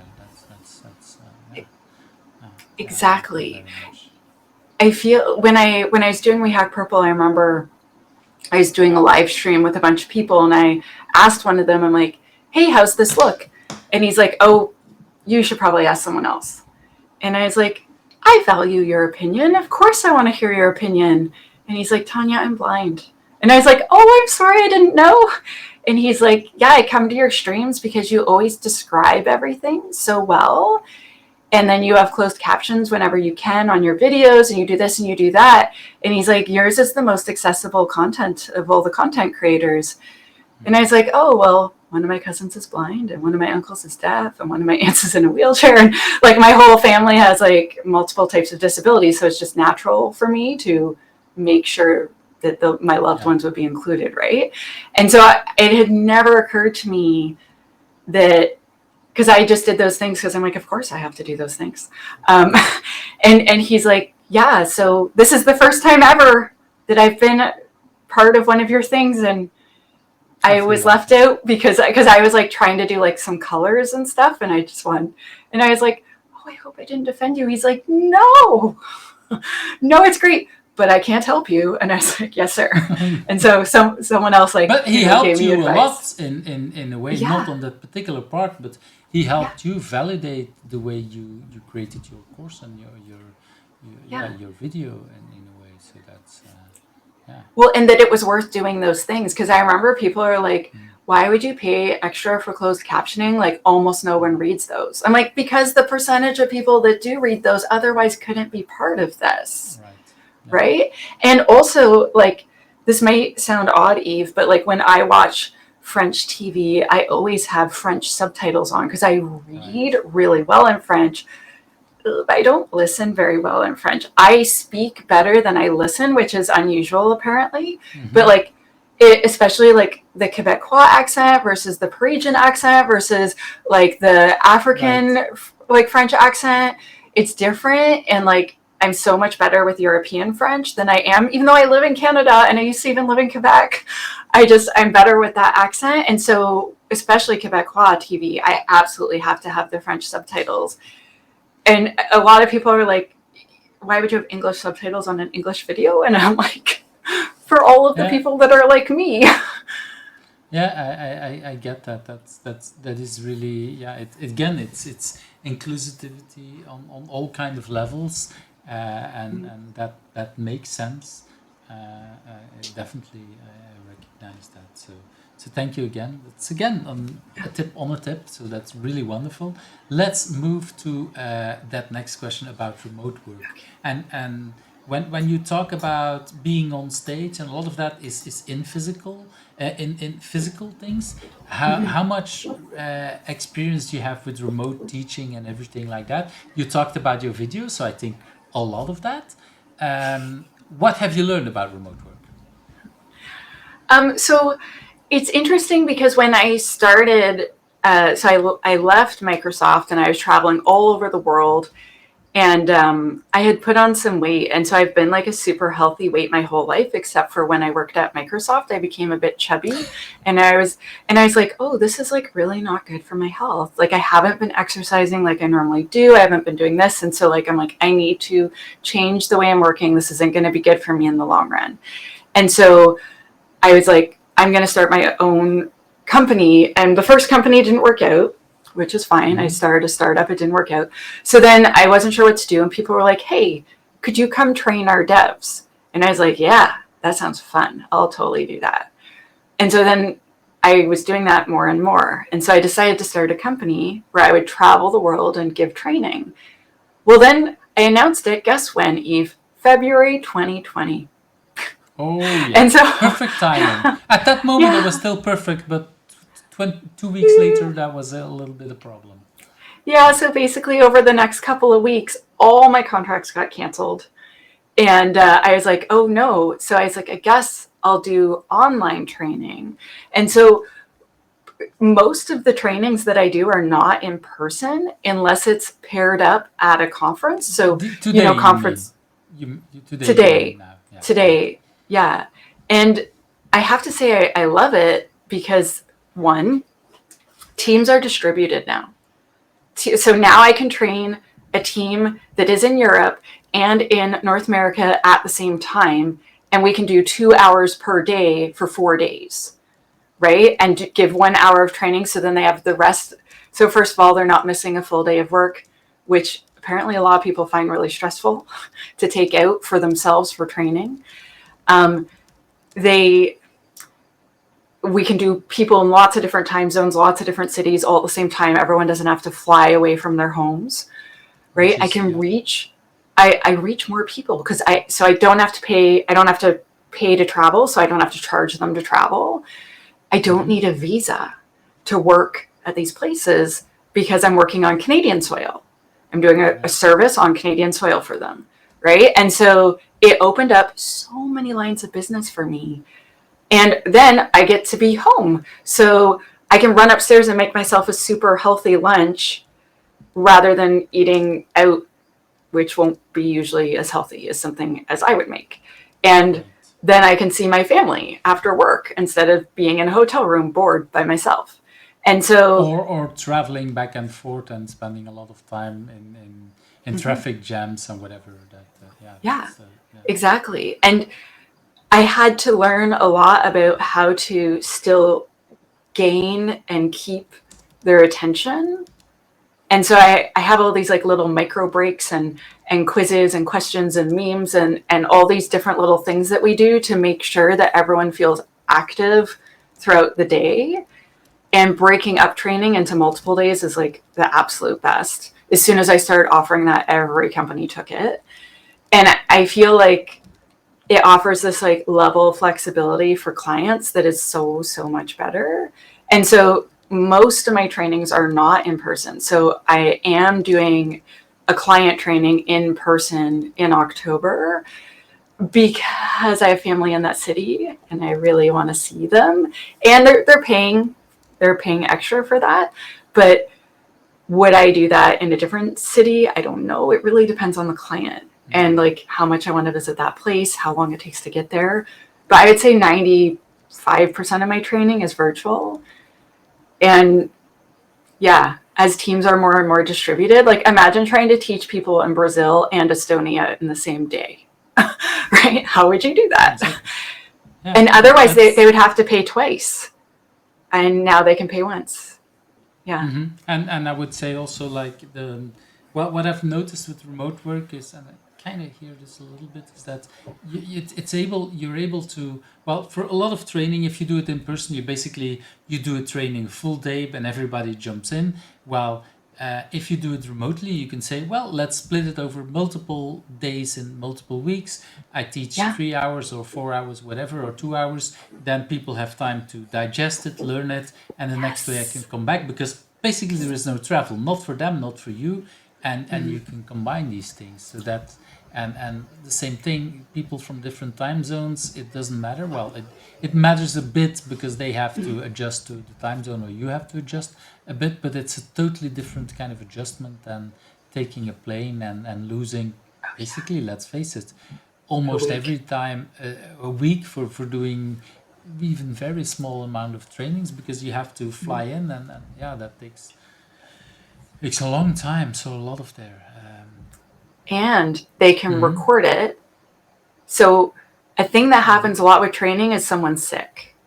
And imagine paying like a fortune to have a trainer come in, and then one or two of your engineers are sick and they miss it, and then they get nothing. And so I always let people record it. I'm like, don't put it on the internet. And they're like, yes, ma'am. Don't torrent it and don't make it available for others or whatever. But, but you can use it internally as much as you want. Do you have the feeling that people internally watch this a lot? Do you have remarks? Yeah, okay. Oh, yeah. So some of them have actually told me they've fully edited it into their LMS system, which is quite time consuming. Yeah, when I had We Hack Purple, I had on-demand versions of all of the courses. So I would say you can record it, but I'll also give you like a bunch of seats for free at We Hack Purple for that class. And they would usually do that instead if someone was sick, because it was more interactive. It was a lot better than watching a video that's 8 hours long. But this is like a compromise until I'm able to record all of this content. That's but that and basically answers the question like that I said. Is do they use it? Well, if they start editing, it means it should be worthwhile, and definitely they're doing it. So that's really nice. That again shows how much value it is for a company. Let's move to that next question. What's a book that you have read that you want to talk about? Okay, so a book that that I found interesting. So there's a lot of books, but the book is behind me, and I'm cheating a little bit because I wrote one of the chapters, so I'm cheating a little bit. But it is called 97 Things Every Application Security Professional Should Know. And so Wow. 97 of us wrote, I wouldn't say it's really a chapter, but like an essay, essentially, of the thing we think you gotta know. And I found like there were just so many interesting, you know how like you asked me about tips and ideas and stuff? Like there's just so many good things in here, and by so many extremely interesting individuals, where I've followed their work for a while. So reading an essay by them was like quite the pleasure. And two of my friends edited the book, Reet Kaur and Yabing Wang. And Eve, I don't know if you can imagine trying to wrangle 97 very busy people. Oh yeah. Well, I have. Let's do this here. I've created the book that's called Tips from the Agile Trenches, which has not 97 people in it. It has 89 people in it, but there are. Well, and this is the interesting thing. Indeed, I know the series, the 97 tips. I know that because there's lots of there's Lots a of couple them. of lots of them of these books. But for me, one of the things, for me, it was not an inspiration of that. The inspiration came from somewhere else. But when I thought about the book thing, I realized like in a lot of in some of these 97 books, there's actually multiple people who write multiple things. And I, for one of the things I wanted to do it differently, I said, okay, I really want one tip per person and just one thing. When I finished mine, I realized that why I should have looked actually better at some of the 97, because for me there was no guideline on how big their piece could be, and I have literally a tip in there that's one word, and I liked it so much that I left it. So that and there is another that is like, I don't know, 4 or 5 pages, or maybe even 7 pages, and so there is no. The tips are various in length as well, and that's a lot of diversity, which I like. But when I had it as a physical book, then it really felt like, no, the 97 books look much better, because there's actually almost, I don't know, this one I don't have it, but the other ones about, I have a couple of other ones. That's typically 2 pages for every tip.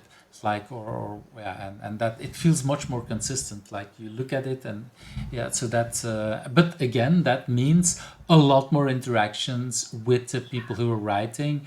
Because for my book, I also, every time that you get something, you give some feedback, or you have to convince people, yes, this is good enough, or give me a version or whatever. It's not just having one tip. It's basically writing 500 emails to get about 80 people writing something. It's a lot of work.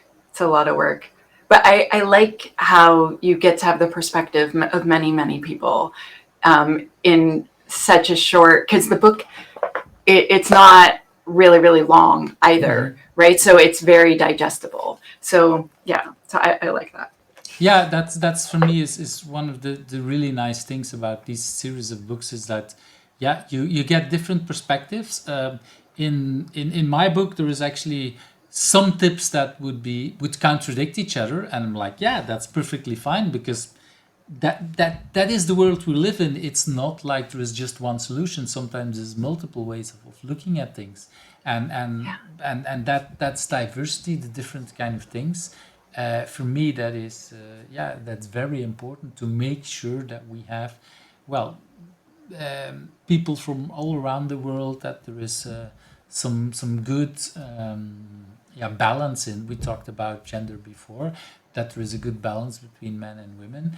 That is also important, because it's not like you say, there's no women who are into security, so there's definitely a lot of them that can be found, but as an author, you have to spend the time to talk to them, to convince them, like, hey, actually, what you're saying is worth to be in there, and yeah.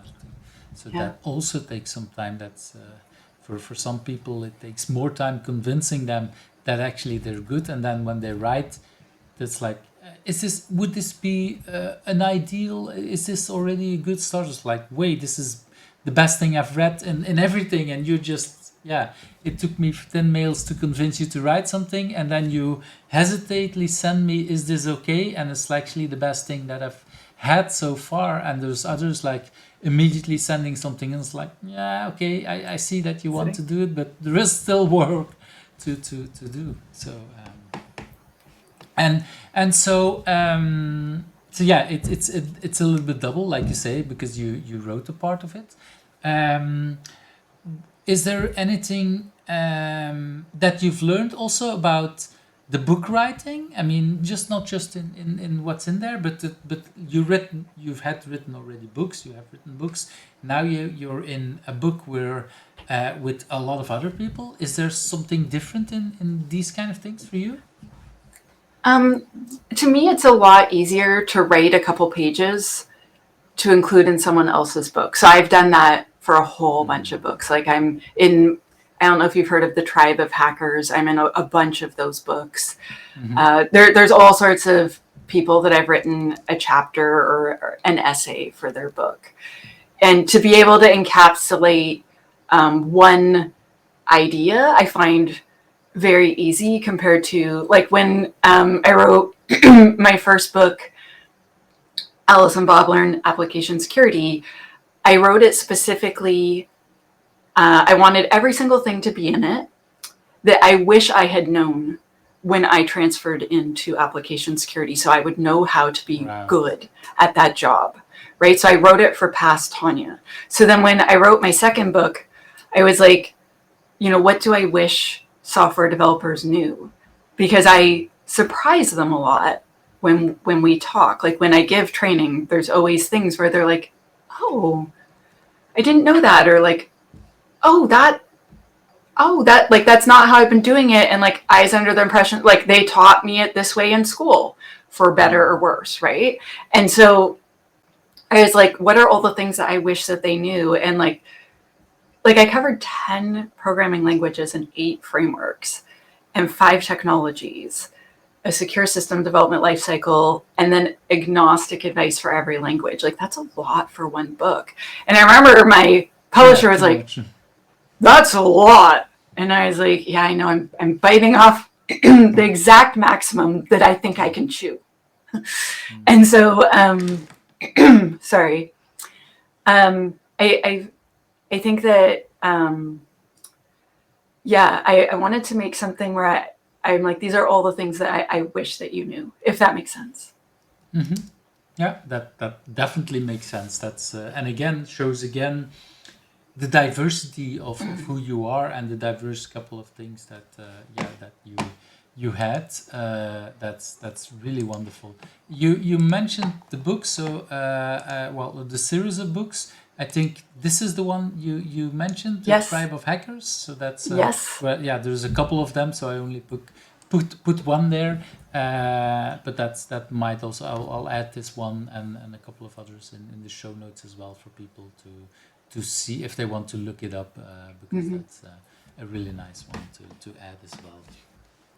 We're already at, for me, one of the most interesting questions, like that's a little bit a different type. So what's a question do you think that I should also ask you, and what's the answer?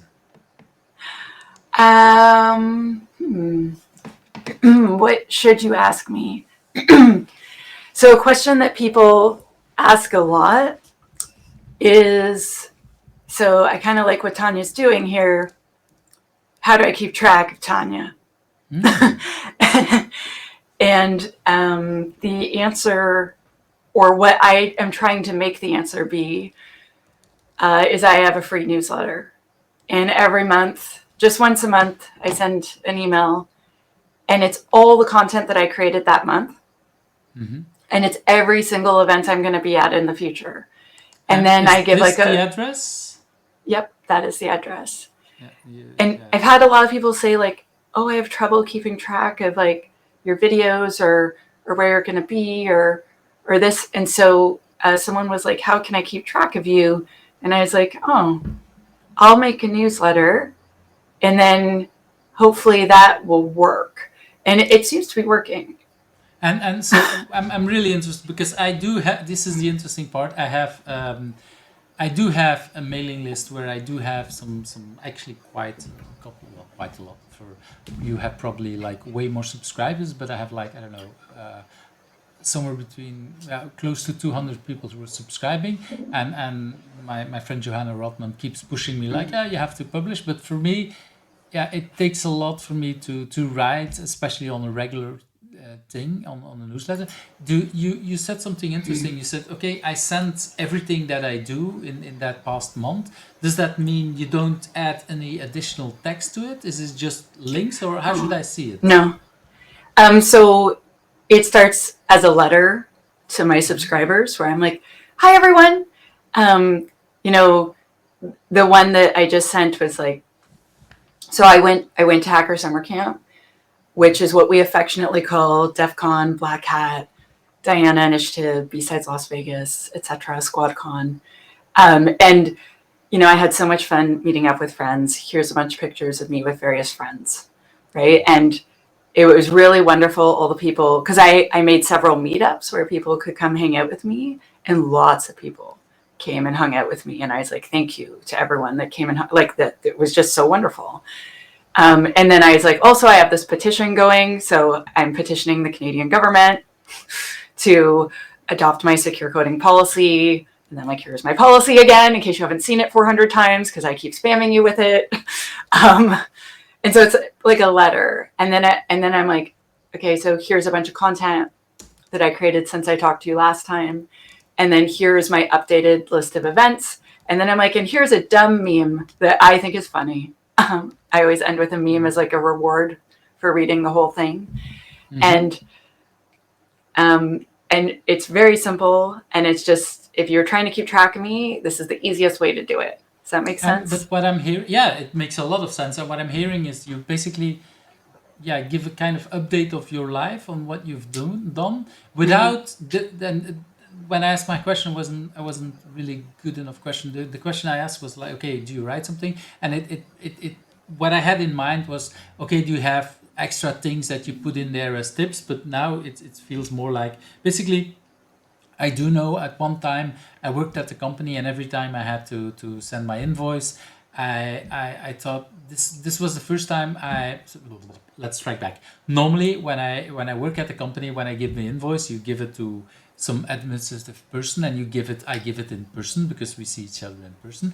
But this was the first time I was fully remote, and in this particular for this particular company helping out. And so basically I would never see that administrative person, and I really wanted to get some kind of personal connection, because for me these are the people that are sometimes running the company. It's really good to know that and to understand them a little bit and give them a little bit insight in me. And so I thought, okay, every time I write my invoice, I will write just a piece of, I don't know, sometimes it was just a paragraph, sometimes it was, I don't know, a page or two with what happened indeed in the last month with me. It's like, yeah, I wouldn't think that would be interested for my subscribers, but maybe it does, because like you say, when you give that story, it's like, wow, now I was sharing this with one person. I could have shared this with 200, and maybe people walked away, but okay, maybe some other people would love to see, and then indeed see some of the other content that I had, where they can find stuff from me. So that's really an interesting and inspiring way of keeping connection. That's really wonderful. Well, and then people can just email me back, and that's really nice. So like someone emailed me the month before last and said, hey, you haven't done anything in threat modeling in a long time, could you? And I was like, that's a great idea. I totally should. So then I wrote a blog post about that, thanks to Roxanne, right? So I feel like it's a good way where people can reach you if they want to. Mm-hmm. Yeah, I think so too. Yeah, that's that reminds me indeed when at New Year I always make a small little video about basically I fake a video clip from a music. So my family picks a music, and then I create a small little video with pictures of my family for the last year, and try to add it that it looks like a fake music clip. But typically when I send it out to friends, I also write out a small little text, not that long, but indeed with the question like, hey, could you tell me a little bit about your year? Because some of my friends are remote friends, and I haven't maybe seen them in a couple of months, so it might be really good. And I indeed try to use that as a way to get connected with old friends, or with friends that I just haven't seen in a while because of the remote world, especially in COVID and other sets of situations. We're, like you say, we moved so much more into remote world that we sometimes don't see each other, and sending such an email and inviting people to answer is a really good way to get connected and get great ideas. Like you say, someone asking you like, hey, where can I find you about that? Oh, I didn't write about it, let's do it now. And that's a really cool idea to do that and get inspiration basically from your community. So that's a really nice way of doing that. So that's wow. I learned again so much in a different kind of thing, but I really love that. Tanya, at this moment we're already at the last question, and that question is, who do you think I should ask next? And you had a couple of people that you wanted to invite, so let's bring in. Who do you want to invite? I would like it if we could invite Reet Carr and Yabing Wang, the two people that wrangled all these authors. They both work in application security. They're both kind of like in leadership positions now. So Yabing is, I think, a CISO now and a CIO, but they both have their roots in AppSec. And so I think both of them would be good. I know don't have a picture from the other one, but Reed, this is the picture I have, I think. Yep, that is Reed. So that's, I will say try to do it. Unfortunately, for Yabing, there is no picture of it, or not one that I found. So I know she's shy, but I bet she'll get you one, because I had her on a webinar 2 months ago and she gave me a photo. So but she will be here, and that's even better than just the picture. I have one more. Is that okay? Yeah, okay. Yeah, that's fine. That's fine. The other one I think that would be really good would be Kim Wetz. So she's a privacy engineer. This is Kim? Yeah, that's Kim. Yeah, that's Kim. And so she is so fun. She's been speaking. So she's sort of a new speaker at conferences. But the first time I saw her speak, she was talking about privacy, and all of her examples used ice cream. And it was just so cute and relatable. And like, so you're going to go buy ice cream. That's reasonable, right? And like, she tells this story of going to buy ice cream and how like your privacy can still be invaded, if that makes sense. And it was so fun. And for me, it doesn't make sense yet, but I would definitely need to hear her story to understand why it makes sense. But I love that, because again, without knowing her story, everybody has at least once in their life bought ice cream, and so we can recognize that. We can see where in my life that example that she will give might make sense or not make sense, because maybe I already paid attention or not, but probably not. So this is I love these kind of very relatable stories. So that's a very smart way to grab the attention of the audience, because who doesn't like ice cream? And even if you don't like ice cream, you probably have already bought ice cream, and maybe you didn't pay attention to your personal information, and it's out there. So really smart from her to do that. There's a lot of ways that our privacy can be violated that we might not think of nowadays. And so I've been following her work, and it's very interesting. And she's quite likable and kind of really fun when she presents material. And so that's nice, because again, like in the cybers, we can be quite serious and intense. And it's nice to have some light, fun, but still poignant, important facts. So yeah. Yeah, I remember a couple of years ago I was working at the bank where they did a lot of security auditing and blah blah, which is important at a bank, of course. But the software that they did to teach people like was so pretty boring, and then they tried to use some tricks to make it less boring, but actually it made things even more laughable, and the result was that people just didn't pay attention. They used the software and they used whatever because they was forced to do because it was mandatory. But I doubt many people learned things, and when you bring stories about ice cream or different kind of ways that people pay attention. I can imagine that it's probably possible to send such a video or a presentation to one of my children, and they might even understand why it is important. And especially if we're talking about privacy, children are giving away their privacy these days for basically for views and clicks and whatever, and they are not realizing that they're throwing out. And then depending on what kind of information they're giving away, it's on there for the rest of their lives, and so it makes things worse even. So yeah, that's adults too. Oh yeah, definitely adults too. But well, if I was thinking like I'm 50. Okay, I think I pretty much pay attention, but probably Kim will teach me the opposite. But but a big part of half of my life is already over. If my children are doing it from the first moment that they're on the internet, which is actually 13, that they can do some stuff. There is a lot more to breach. So the more we can learn children at a younger age. But these are three different kind of people, again bringing it in different kind of ways. So really nice to bring in more people to learn some more. Now, Tanya, it's been really wonderful time, with a little bit longer than I said we would take, but yeah, we just had wonderful full moments for me. If people want to reach out to you, what would be a good way to reach out to you and connect with you? If you look up She Hacks Purple, so all one word, that's me. So there's shehackspurple.ca, that's my website, and I have a contact form. You can fill it out, it comes straight to me. I'm a company of one person, so I answer all the emails. I'm She Hacks Purple on various platforms, like on Twitter. I'm Tanya Janca on LinkedIn, but most of the other places like Blue Sky, Mastodon, TikTok, etc. That's this one, right? Yep, that's me.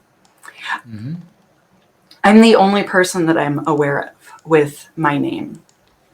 That really is important. I have a nephew that has the exact same name. I blame my parents for that because I'm younger than him. But that is a problem that indeed when you are. But like you said, when they Google you, they will find maybe other kind of things. They might not realize that it still is you. And so if I understood it's all me. All of it is me. Then? Yes, that is me. Correct. So yeah, there we already give you, and well, maybe the last one. I think this is a little bit different, but there is definitely the YouTube channel. Sure. You don't need any of the percent stuff at the end. It's just She Hacks Purple. I probably made a copy paste mistake. So that's what when I clicked on it, I thought, okay, that's probably not how it should look. Anyway. Really wonderful time. Really, I want to thank you for your moment, because for me it was a really nice evening. I'm already sad now because I'm thinking about ice cream, and it's a little bit late for ice cream. But I'll have to thank Kim for that. But it was really wonderful. I've learned a lot. It's been such a wonderful conversation. So thank you for your time. Thank you so much for having me, Eve. Thank you for watching Who's Agile, where the stories of agilists come to life. I hope you liked today's interview. Subscribe if you're not subscribed and want to get to know other agilists.